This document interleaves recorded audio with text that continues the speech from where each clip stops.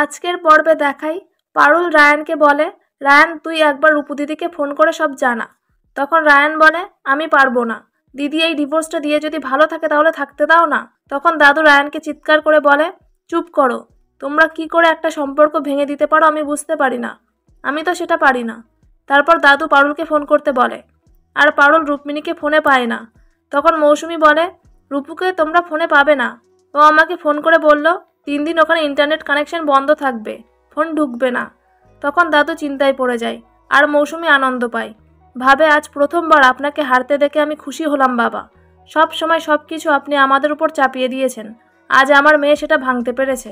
তারপর দাদু বলে, এবার আমি কি করে রূপু দিদির কাছে খবরটা পাঠাবো। তখন পারুল আসে আর বলে, আমি যাব খবর দিতে। তখন রায়ান বলে, আরে জন্তু, তুই কি করে যাবি, তোর কাছে ভিসা আছে নাকি।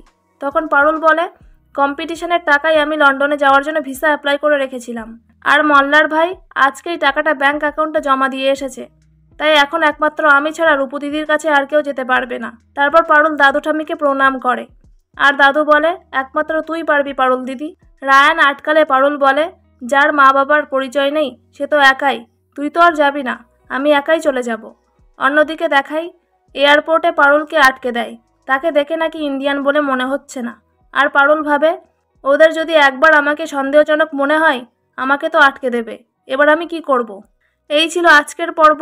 পরবর্তী পর্ব দেখতে চ্যানেলটা সাবস্ক্রাইব করে রাখবেন আর ভিডিওটি ভালো লাগলে লাইক কমেন্ট করে দেবেন।